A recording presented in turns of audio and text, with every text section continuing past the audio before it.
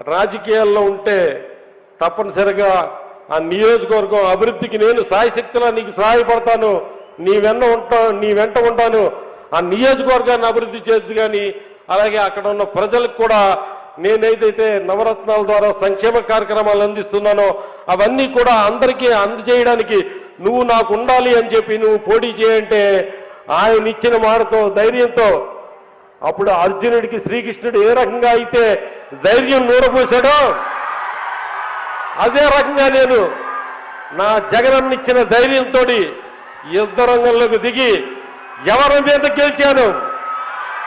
ఒక పార్టీ అధ్యక్షుడి మీద గెలిచాను. నిజంగా అప్పుడు అలా గొప్పగానే ఫీల్ అయ్యాను. కానీ ఇప్పుడు చూస్తే అనిపిస్తుంది నేను ఒక గొప్ప వ్యక్తి మీద ఏం గెలవలా. ఎందుకంటే ఆయన నేపథ్యం చూస్తుంటే కనుక చాలా ఆశ్చర్యంగా ఉంటుంది మనకి.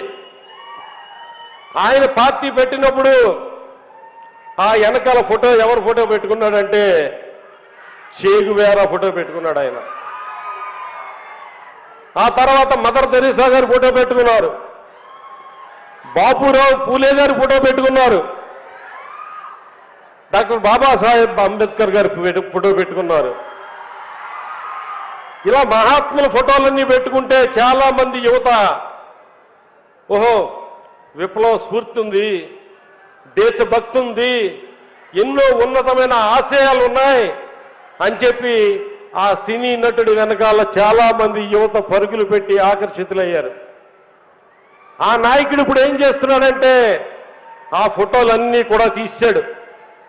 భగత్ సింగ్ గారి ఫోటో తీశాడు, చే గువేరా గారి ఫోటో తీశారు, మదర్ తెరీసా గారి ఫోటో తీసేశారు, బాబాసాహెబ్ అంబేద్కర్ గారి ఫోటో కూడా తీశారు. ఇప్పుడు అక్కడ చంద్రబాబు నాయుడు గారి ఫోటో